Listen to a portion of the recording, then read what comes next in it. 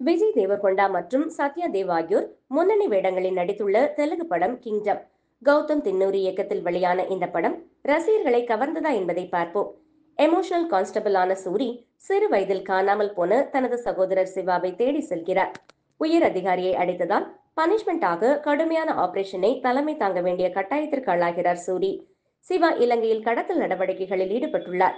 ஒரு குழுவை வழிநடத்துகிறார் என்பதை அறிகிறார். பின்னர் சூரி தனது சகோதரனை கண்காணிக்கவும் கும்பலின் நடவடிக்கைகளை வெளிக்கொணரவும் ஒரு ரகசிய முகவராக நியமிக்கப்படுகிறார்.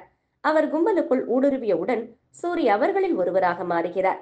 சிவா தனது சகோதரர் உண்மையில் யார் என்பதை உணர்ந்தாரா? சூரியின் நோக்கம் என்ன?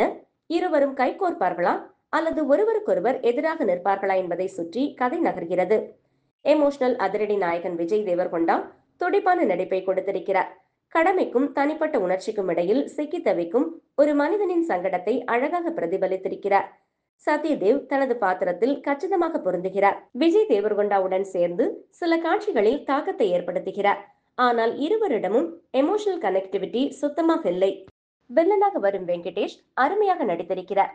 இருப்பினும் அவரது கதாபாத்திரத்தை இயக்குனர் சரியாக பயன்படுத்தவில்லை. பாக்யஸ்ரீ போர்ஸ் ஒரு இன்ஃபார்மராக நடித்திருக்கிறார்.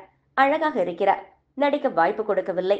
மனிஷ் சௌத்ரி, ஐயப்பா பி சர்மா, ராஜ்குமார் காசிரெட்டி அவர்கள் கேரக்டருக்கு பங்கம் செய்யாமல் நடித்திருக்கின்றனர். இளம் வயது சூரி மற்றும் சிவா வேடங்களில் ரோனித் கம்ரா மற்றும் கோதலா பானு பிரகாஷ் சிறப்பாக நடித்துள்ளனர். அனிருத்தின் பின்னணி இசை சிறப்பு, மிக சிறப்பு. விறுவிறுப்பான முதல் பாகத்திற்கு நடிப்பை காட்டிலும் இசை பக்கபலமாக இருந்தது. இடைவேளைக்கு பிறகு படம் தொய்வை ஏற்படுத்தினாலும் அனிருத்தின் இசையால் படத்தை தாங்கி பிடித்திருக்கிறார்.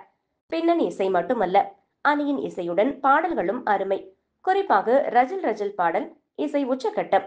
படத்தின் சூழ்நிலைக்கேற்ப அருமையாக இசை அமைந்திருப்பது திரையில் நன்றாக தெரிகிறது.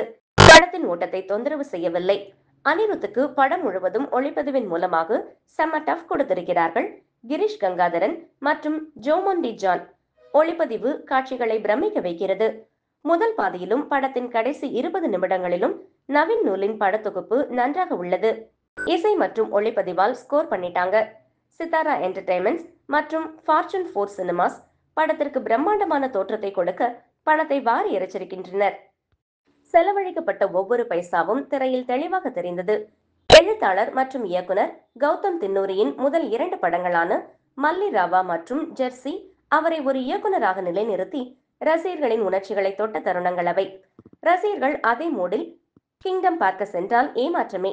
படத்தில் லாஜிக் மிஸ்ஸிங். அண்ணன் தம்பிகளுக்கிடையே எமோஷன்ஸ் சுத்தமா இல்ல, சத்தம் மட்டும்தான் இருக்குது. செகண்ட் ஆஃப் வழக்கம் போல சொதப்பல். நகைச்சுவை முதல் பாதியில் நன்றாக வேலை செய்தது. Second half serious. அனிருத் போட்ட எஃபோர்ட் கூட இயக்குனர் போடவில்லை. கிங்டம் டைட்டிலுக்கு ஏற்ப நடிகர்கள் நடித்திருக்கிறார்கள். இயக்குனர் தான் சொதப்பி விட்டார். படத்துல மைனஸ் இருந்தாலும் இப்படம் உலக அளவில் முதல் நாள் 33 கோடிக்கு மேல் வசூல் செய்துள்ளது.